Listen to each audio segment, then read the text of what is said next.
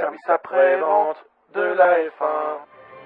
Gentlemen, start your engines and let's get ready to rumble!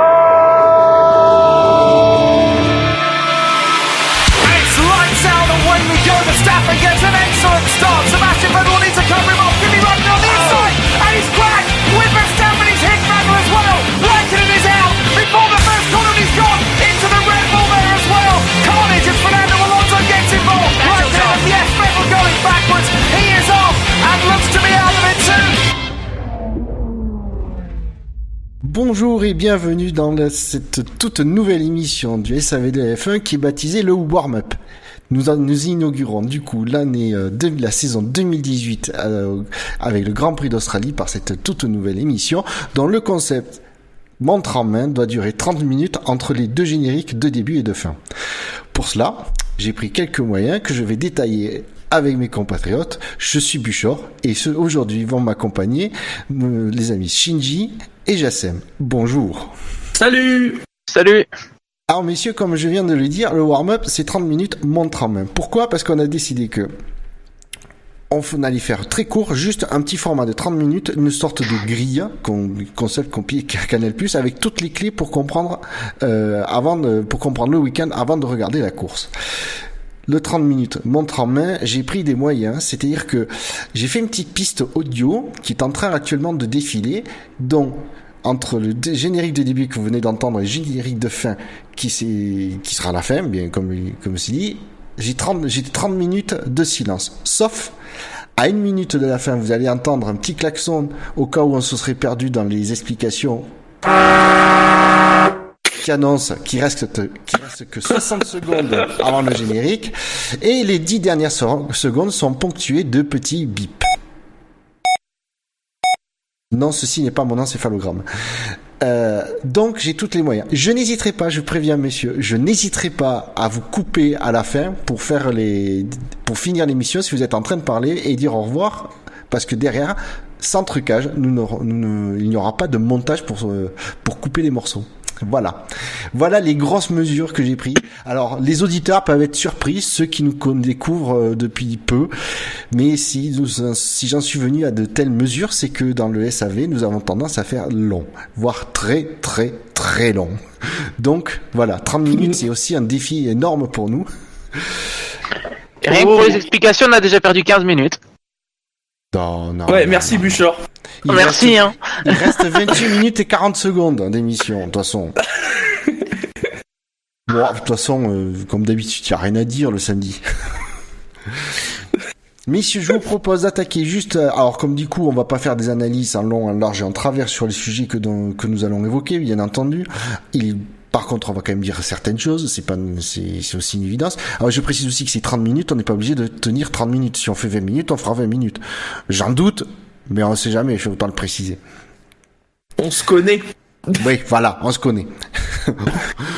On est toujours à temps de caser un petit truc. En fait, j'ai oublié de dire un truc, il me reste 30 secondes.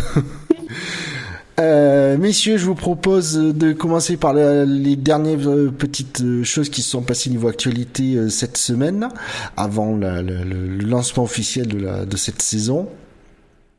On s'est rendu compte que du coup l'offre de Over the Top d'abonnement ne serait pas finalement disponible pour ce week-end.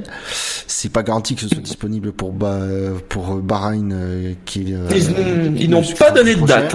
Voilà, et finalement ils nous ont pas donné de date. Une remarque là-dessus?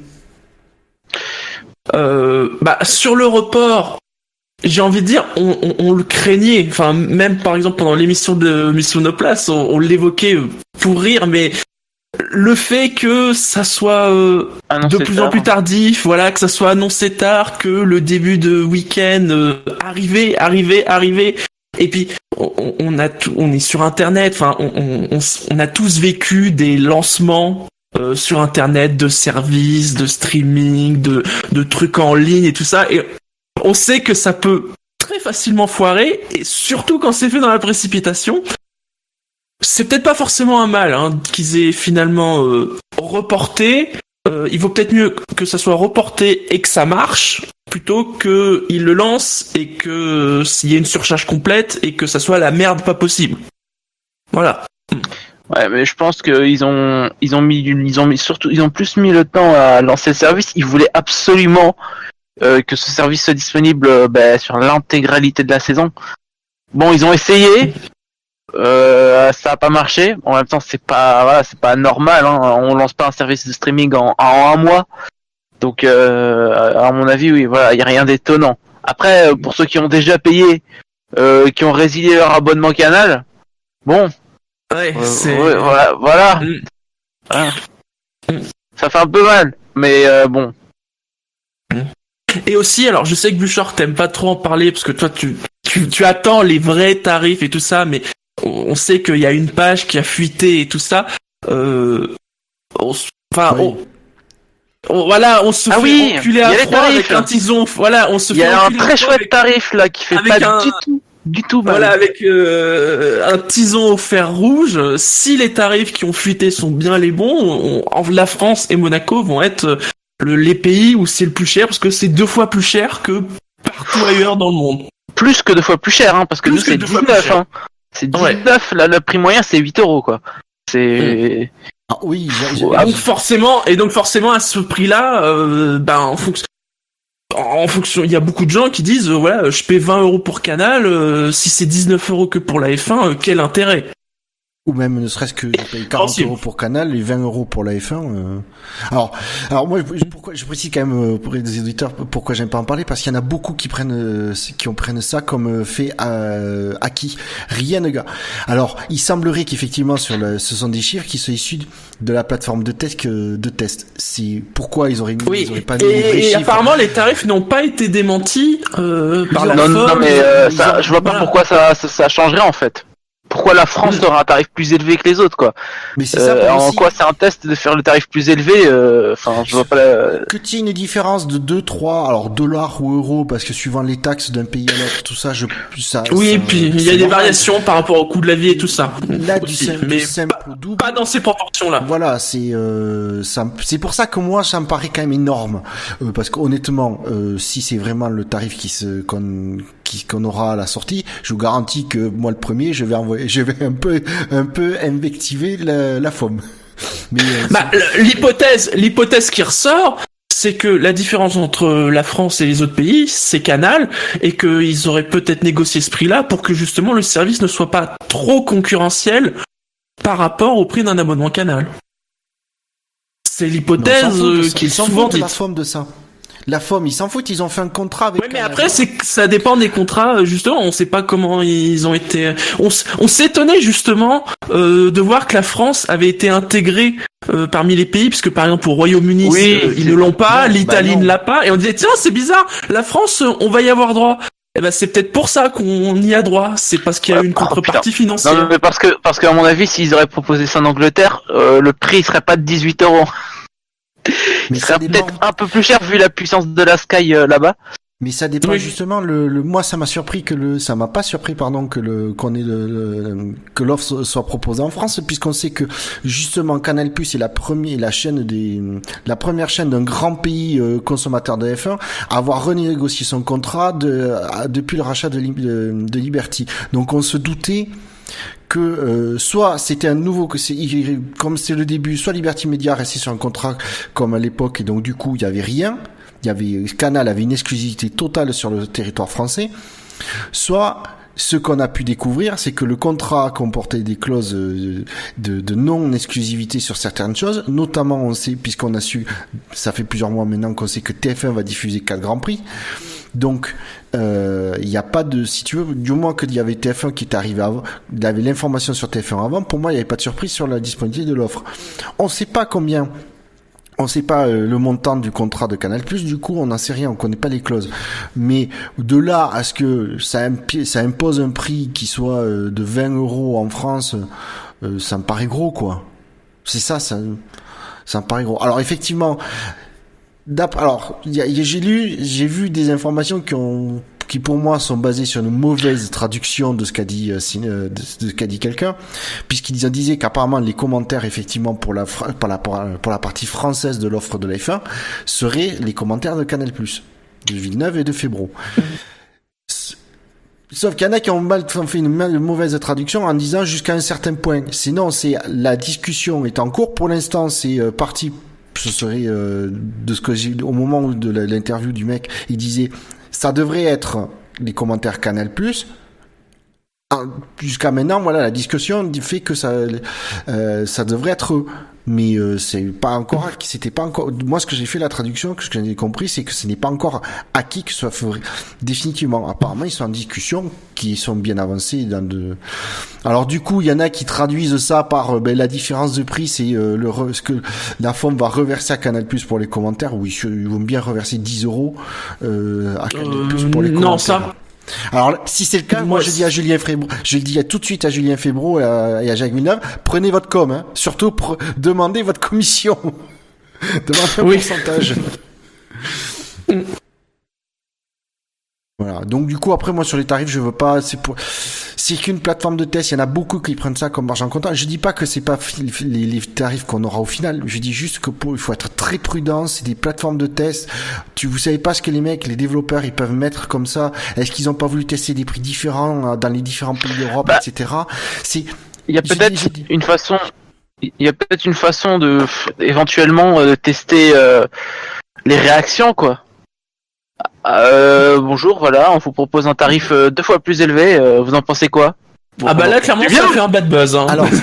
Alors ça va peut-être être utile. Il y aura peut-être une négociation des prix à la baisse quoi. Après, Jassem, tu as tout à fait raison. Ça peut être un très bon moyen de dire, vous mettez ces tarifs-là sur la plateforme de test. On fait volontairement fuiter la plateforme de test, que les mecs, ils aient 1 heure ou 2 pour vérifier, tester, voir tous les prix disponibles. On coupe derrière et on voit les réactions, on analyse les réactions sur les réseaux sociaux, etc. C'est pas du tout impossible non plus. Après, ce qui est problématique, c'est qu'ils ont quand même annoncé au moment où ils annoncent F1 TV Pro. Ils ont quand même annoncé des tarifs qui oscillent entre 7 et 10 €. Donc, 7 et 12 ou 8 ou 12 ou je sais pas quoi. 8 et 12 $. Oui, donc, voilà, 8 et 12. On s'attend, du coup, à un prix entre 8 et 12. Ils auraient peut-être dit entre 8 et 20 à la rigueur, tu vois. Parce que je pense que s'ils auraient dit entre 8 et 20, on aurait commencé à anticiper le fait que le deal avec Canal+, puisse nous donner un prix élevé, quoi. Ça aurait quand même été scandaleux. Hein. À partir du moment où on est les seuls à payer ces prix-là. Ça. Après, c'est ça ou rien. Mais voilà, je pense que c'est surtout la communication qui fait que il y a eu beaucoup de grondes, quoi. Voilà, donc je pense que de toute façon on en reparlera de ce sujet quand l'offre sera réellement disponible. Quand ça sortira. Ouais, parce que alors je vais parler je vais faire quand même un point si vous me permettez très rapide. C'est surtout que j'ai vu des commentaires des mecs comme quoi disant c'est inadmissible, etc. Alors ça je pense que ce sont tous les aigris qui ont résilier Canal+ et qui du coup se retrouvent dans la panade pour ce week-end. Mais à un moment donné les gars faut vous attendre parce qu'ils avaient pas donné de date même lorsqu'ils en ont parlé annoncé le truc début mars, ils ont pas réellement donné de date. Donc les mecs venez pas vous plaindre. Sauf que voilà, Liberty Media, pour rappeler, ça fait à peine plus d'1 an. Apparemment, ça fait 6 mois qu'ils ont lancé le projet de plateforme de cette plateforme de streaming. Les mecs, ils se rendent pas compte. J'ai lu des mecs qui disent ouais, ils ont eu tout l'hiver pour le mettre en place. Je sais pas s'ils se rendent compte la taille d'un projet tel que ça. C'est streaming avec les 24 flux, l'interface derrière, mais ne serait-ce que l'infrastructure à mettre en place. Mais en 6 mois, c'est tout juste. C'est surtout que quand ils ont lancé, quand ils ont dit qu'ils allaient le lancer, tous les services n'allaient pas être disponibles. En fait. Oui, c'est-à-dire qu'en plus ils ont annoncé au tout début que ce ne serait disponible que sur le site internet, puisque les applications arriveraient un peu plus tard. Il en est toujours question. Hein. Ouais, ça c'est toujours question. C'est juste que et je pense que si on demande à la FOM, ils voulaient vraiment que ce soit disponible pour l'Australie, mais à un moment donné, en 6 mois, on peut pas faire des miracles. Le projet d'une telle envergure, ça aurait été un miracle s'il avait été disponible en 6 mois. Et je vous garantis, par contre, il vaut mieux attendre 15 jours, 3 semaines, que ce soit disponible, donc un retard de 15 jours, 3 semaines, mais que ça marche avec très peu de bugs, plutôt qu'une expérience ultra buggée qui ne marche pas au lancement. Ça, c'est, Voilà, c'est tout.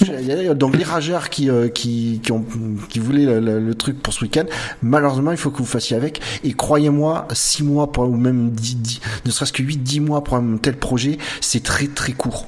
C'est énorme. Après, c'est à Liberty de ne pas dire ce genre de choses, quoi. Enfin, mais après, là, ils ont fini prendre leur temps. Là où ils ont fini rare, vous savez qu'on a que 30 minutes, les gars? Oui. Ah oui, je sais. Bon, on va passer à autre sujet. Effectivement. Bon, on comprend au montage. Non, il n'y aura pas de montage. Je le dis tout de suite. Là où je voulais dire, parce qu'il ne reste que 16 minutes. La F1. Oui, juste pour remarquer, il nous a été présenté le nouveau thème de la F1 cette semaine. Il est sympa. Sujet suivant. Il est cool.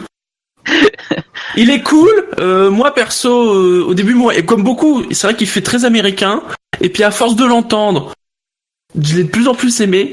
Et surtout, avec les images, je l'aime de plus en plus. Ouais, on mettra le lien dans l'article. Que ce soit le nouveau jingle, voilà, on voit les pilotes, c'est cool. Et même là, ils ont mis une vidéo aujourd'hui un peu pour présenter le nouveau jingle, la nouvelle musique dans sa version longue, avec plein d'images d'archives et tout, et ça rend super bien. Voilà. Et puis du coup, on vous mettra dans l'article, on mettra le lien vers la vidéo YouTube avec des images d'archives, tout ça, comme qu'évoque Shinji. Elle est super, la vidéo. Elle dure 4 minutes, elle est nickel. Ok. Autre sujet, qu'est-ce qu'il y a eu récemment? Ah oui, on a appris il y a quelques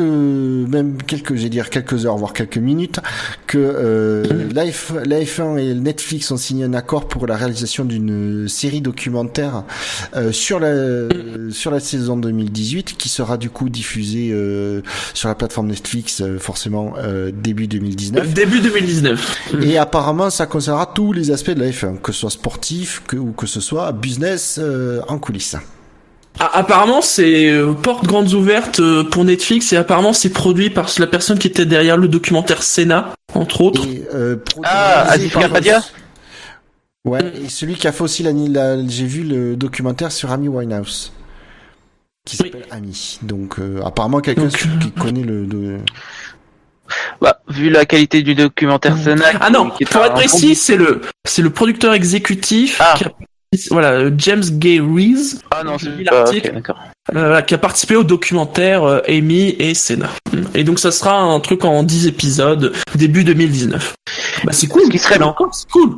Ce qui serait bien, c'est que ce soit, par exemple, ce genre de choses soit également disponible sur F1 TV Pro. Que ce soit pas obligé de payer Netflix une deuxième fois pour se taper ça, pas quoi. mal. D'ailleurs, ce serait bien au passage, que la F1 propose d'autres documentaires, en fait, d'anciens documentaires qui puissent les mettre là, quoi. Ce serait cool.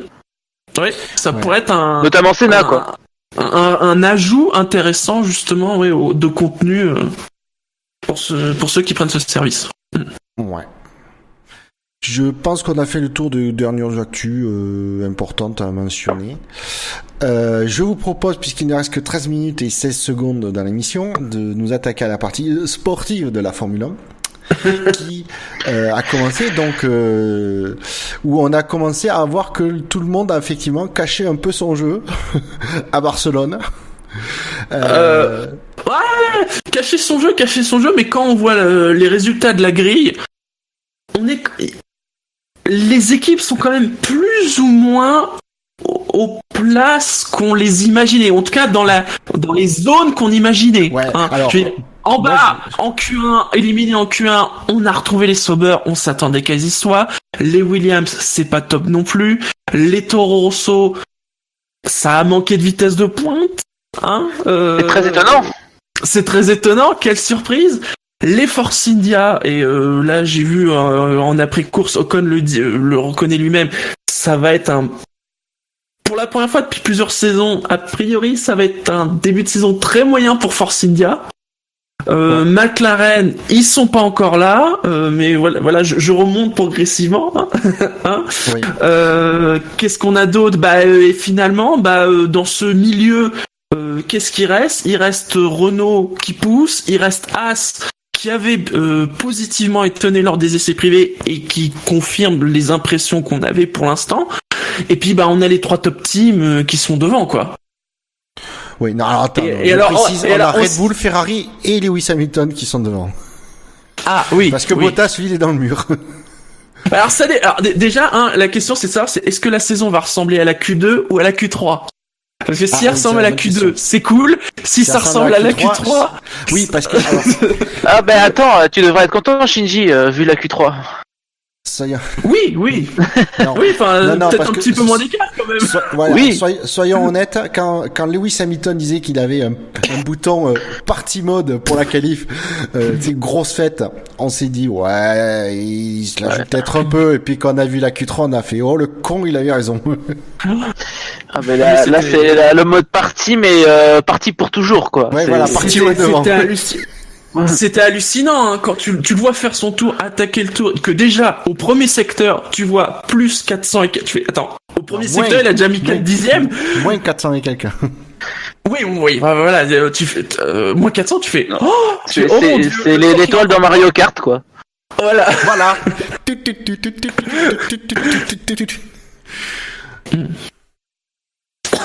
Et puis alors quand même Bottas parce que c'est un peu l'incident qu'il y a eu lors des qualifs, bah c'est le Mais, bah voilà quoi, Pas pour un disons que c'est des un roues dans gros l'air. run.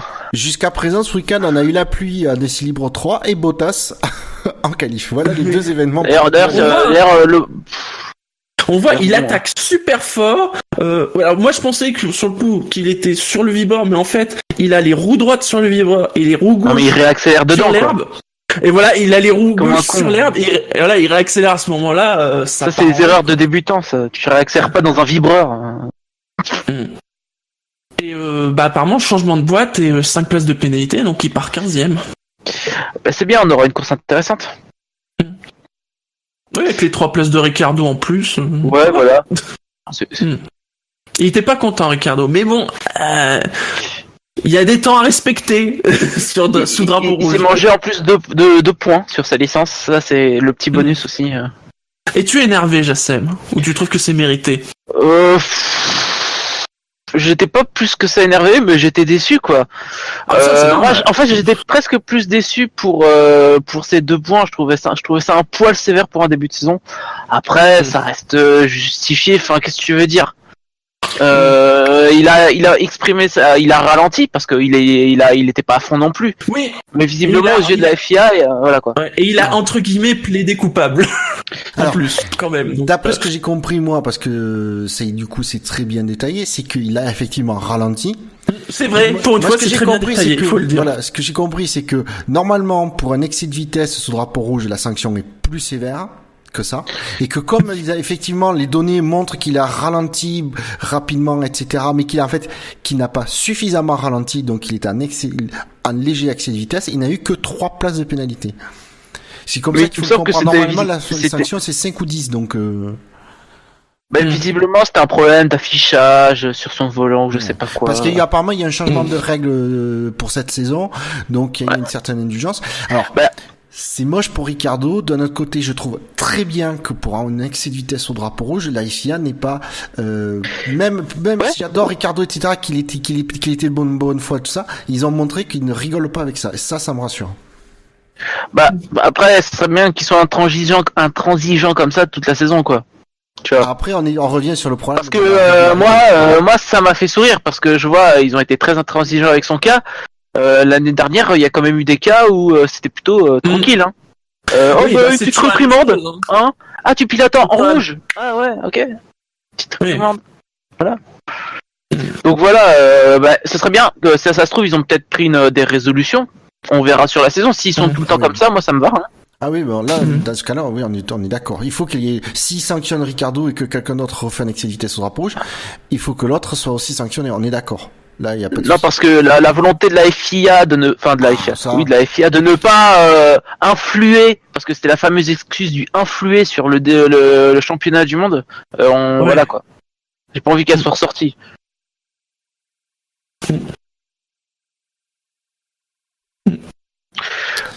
Il y a un autre, vous voulez revenir sur autre chose là du week-end?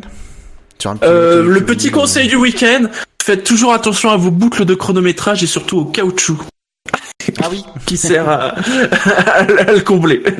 Alors la boucle, c'est un câble qui passe, qui traverse la piste. Oui. Alors c'est pas le câble en lui-même qui s'est barré. Apparemment c'est le caoutchouc, j'imagine, sur lequel en dessous est la boucle de chronométrage. Voilà.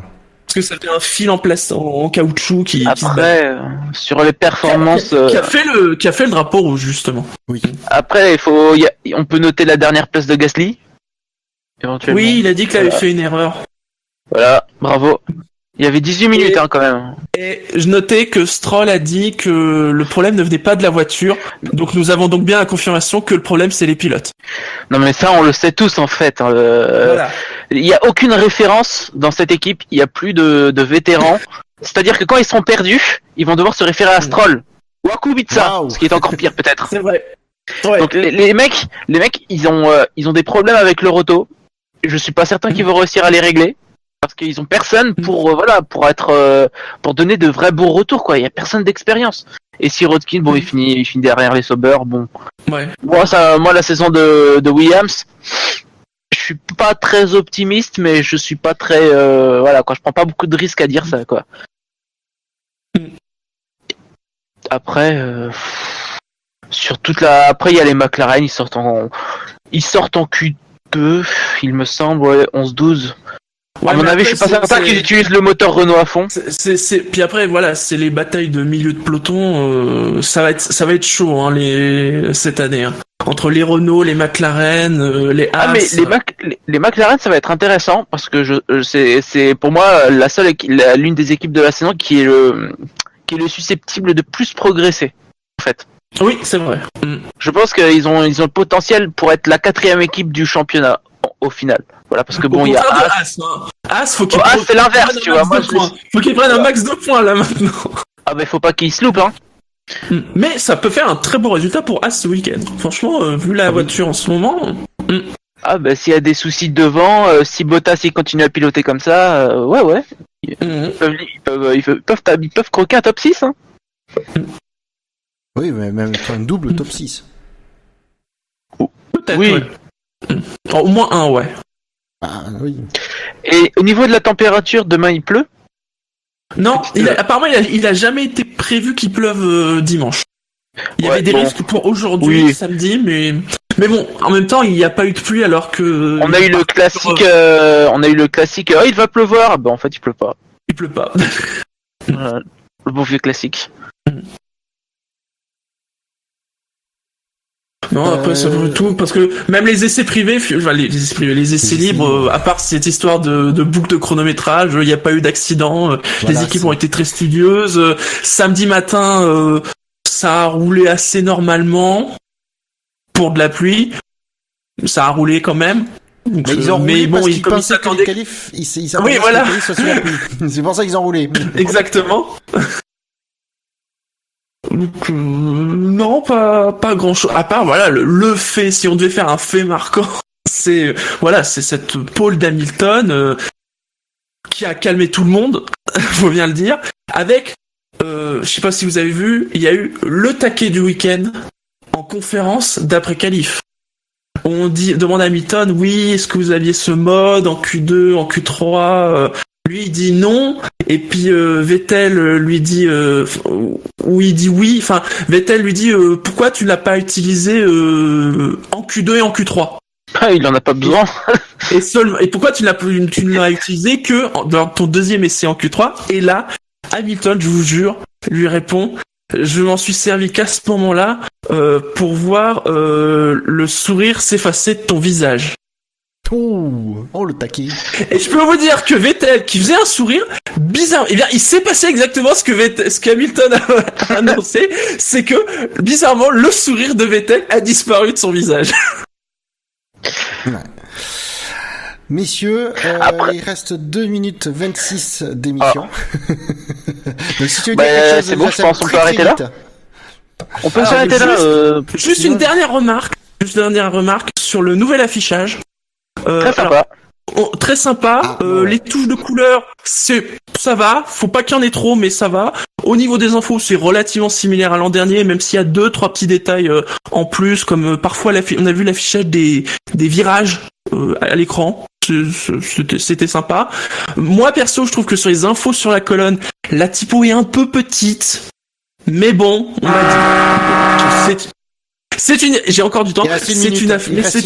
C'est une affaire de goût. Je sais que certains, pour en avoir discuté hier, ils trouvaient que la typo était un peu bizarre sur le A et le truc bon, voilà.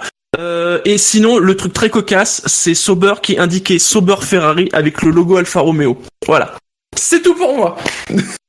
Du coup, j'enchaîne rapidement sur les rappels. Vous pouvez retrouver le SAV de la F1 sur iTunes, sur Pod Radio, sur PodCloud, sur Facebook, sur Twitter, @LeSAVF1, sur YouTube, sur Stand F1, sur Actu F1. Messieurs, la F1 sur Internet, c'est sur SAVF1.fr. Parce que le SAV de la F1, c'est la famille, tout ça, blabla. 30 minutes. Ouais, et n'oubliez pas de voter au quintet plus ou moins après la course. Et c'est disponible contrairement à F1 TV Pro. Voilà, exactement. Sur ce, on vous souhaite une bonne course demain et à lundi soir pour l'émission d'après-course. Salut. Ciao. Salut.